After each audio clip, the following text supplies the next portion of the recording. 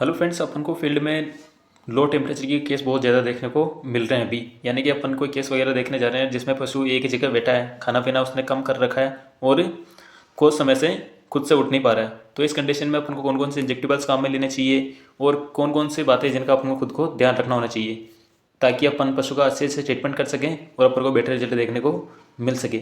जिससे कि आपको पता है कि इस कंडीशन में पशु का तापमान सामान्य से कम हो जाता है, तो अपना फर्स्ट डे होता है कि अपन तापमान को वापस मेंटेन करने के लिए इंजेक्टेबल्स यूज में लें।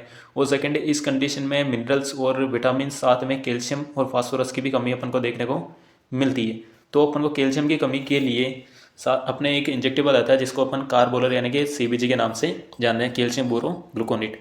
अब ये क्या करेगा, पशु के जो कैल्शियम की डिफिशियंसी है उसको दूर करने का काम करेगा। और जैसे ही उसको अपन ड्रिप देना स्टार्ट करते हैं, अगर उसकी बॉडी में कंपन होता है तो अपन को ये समझ जाना चाहिए कि उसकी बॉडी में जितनी कैल्शियम की कमी थी वो दूर हो गई। अब और इसके बारे में कुछ जानकारी बताएं तो इसकी डोज की अपन बात करें तो इसकी डोज होती है 1 ml 1 kg बॉडी वेट पे, यानी कि 1 ml अपन 1 kg बॉडी वेट के हिसाब से देते हैं। यानी कि 300 kg का पशु है तो 300 ml, 200 kg का है तो 200 ml। इसको हमेशा गर्म करके चढ़ाना चाहिए। यानी कि अगर अपन किसी भी पशु को चढ़ा रहे हैं तो फर्स्ट इसको गर्म करें ताकि इसका तापमान बॉडी के तापमान के बराबर हो जाए। थर्ड, अपन बात करें तो इसमें अगर अपन को इंजेक्टेबल्स कोई सा भी पर इंजेक्टेबल्स यूज़ में ले रहे हैं तो इसमें कोई सा भी इंजेक्टेबल्स अपन को यूज़ में नहीं लेना है। इसमें कोई सा भी इंजेक्टेबल साथ में डिजोल्व नहीं करना है। इसको आईवी देते समय बिल्कुल ड्रॉप बाई ड्रॉप अपन को लगाना चाहिए। अब इसकी रूट की बात करें तो अपन इसको आईवी रूट से भी दे सकते हैं, आईएम रूट से भी दे सकते हैं और सबकट रूट से भी दे सकते हैं। ये तो हो गई कैल्शियम के बारे में पूरी जानकारी। अब इस कंडीशन में अपना एक ध्येय होता है कि अपन अगर पशु का तापमान थोड़ा सा कम है, उससे बैठे हुए 2 से 3 घंटे हुए हैं, तो इस कंडीशन में अपने एक केलवेट 12 नाम से भी इंजेक्शन आता है जो भी कैल्शियम का बेस्ट ही सोर्स है। अगर अपन के पास सीबीजी अवेलेबल नहीं है तो अपन केलवेट इंजेक्शन भी यूज़ में ले सकते हैं, दोनों का एक ही रोल है। अगर अपन सीबीजी यूज़ में ले रहे हैं तो केलवेट को यूज़ में नहीं लेना, और केलवेट यूज़ में ले रहे हैं तो सीबीजी को यूज़ में नहीं लेना। मतलब दोनों में से एक इंजेक्शन अपन यूज़ में ले सकते हैं। ये दोनों का ही बेस्ट रिजल्ट अपन को देखने को मिलता है। केलवेट की बात करें तो इसका रूट होता है only one intramuscular route से अपन लगा सकते हैं। इसकी डोज की बात करें तो बड़े पशुओं में 10 से 20 ml के बीच में अपन लगा सकते हैं। साथ में अपन थर्ड बात करें कि इसमें टेम्परेचर लो हो जाता है, तो टेम्परेचर बढ़ाने के लिए अपन इसमें एक टोनोफॉस्फोन इंजेक्शन अपन आता है, इसको अपन यूज़ में लेते हैं। इसकी डोज की बात करें तो इसकी डोज होती है 10 से 15 ml। इसको अपन आईवी रूट से भी दे सकते हैं, आईएम रूट से भी दे सकते हैं। यानी कि इस कंडीशन में इसका ही बेस्ट रिजल्ट अपन को देखने को मिलता है। अब इस कंडीशन में कि जो अपने कोर्टिकोस्टेरॉइड यानी कि जो स्टेरॉइड इंजेक्शंस होते हैं, इनका भी बेस्ट रोल अपन को देखने को मिलता है। तो इस कंडीशन में अपन ये अपने डेक्सामेथासोन इंजेक्शन यूज़ में लेते हैं।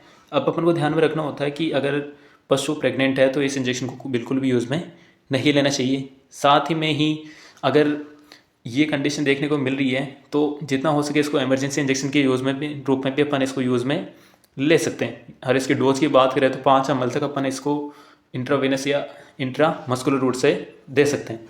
थर्ड इंजेक्शन की बात करें तो इसमें मिनरल्स की कमी अपन को देखने को मिलती है। तो इस कंडीशन को यानी कि इस डिफिशियंसी को दूर करने के लिए अपन ड्यूरोकाइन पेट इंजेक्शन के नाम से ये इंजेक्शन आता है, जिसमें मेथिलकोपालमिन और प्रोक्सीमेट वगैरह साल्ट अदर इसमें आते हैं। इस इंजेक्शन का भी इस कंडीशन में बहुत ही अच्छा रिजल्ट अपन को देखने को मिलता है, क्योंकि इस कंडीशन में न्यूरॉन्स के लिए एक बेस्ट इंजेक्शन है। मांसपेशियों की कॉन्ट्रैक्शन यानी कि उनके खुलने और उनकी शिथिलता के लिए बेस्ट इंजेक्शन है।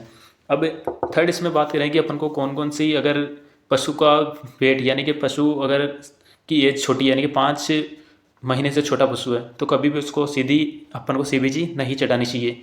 उसको किसी भी डीएनएस यानी कि अपन डीएनएस वगैरह में डिजोल्व करके उसको दे सकते हैं। यानी कि कभी भी 5 महीने से छोटा अगर बच्चा बछड़ी है या बकरा बकरी है तो उसको कभी भी सिंगल सीबीजी नहीं चढ़ानी चाहिए। उसको हमेशा डीएनएस, आरएल, रेंटोस वगैरह में डिजोल्व करके अपन को देनी चाहिए।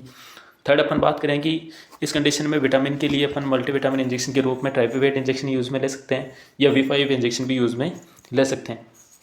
और अब जब अपन बात करते हैं कि इस कंडीशन में अपन को कौन कौन सी बातें जिनका ध्यान रखना होता है। फर्स्ट ये है कि अपने अपने पशुपालक से अपन को पूरी हिस्ट्री लेनी होती है कि इसको बैठे हुए कितने घंटे हुए, चारा पानी खा रही है नहीं खा रही है, या क्या रीज़न है। क्योंकि कभी कभी क्या होता है किसी चोट की वजह से या अदर बहुत सारी प्रॉब्लम्स की वजह से पशु ऐसे बैठ जाता है और अपन प्रॉपर डायग्नोस नहीं कर पाते और अपन को रिजल्ट देखने को नहीं मिलता। तो अपन को प्रॉपर डायग्नोसिस करना चाहिए बीमारी का और प्रॉपर हिस्ट्री लेनी चाहिए, जिससे कि अपन अच्छा ट्रीटमेंट कर सकें। ये सारे इंजेक्शन्स यूज़ में लेने के बाद अपन को रिजल्ट देखने को मिलता है। और जितना हो सके इन इंजेक्टेबल्स की डोज पशु की बॉडी वेट के हिसाब से ही सही से लगाएं। और इस इंजेक्टेबल्स को जितना हो सके अपने जो एक्सपीरियंस प्रैक्टिशनर है, यानी कि जो पशुधन सहायक हैं या डॉक्टर्स हैं, उनकी सलाह से ही लगवाएं। खुद से पशुपालक भाई बिल्कुल भी यूज़ में ना लें, क्योंकि ये सारे एक इमरजेंसी इंजेक्शन्स के रूप में अपन काम में लेते हैं, तो इनके बहुत सारे फ़ायदे हैं तो इनके नुकसान भी हैं।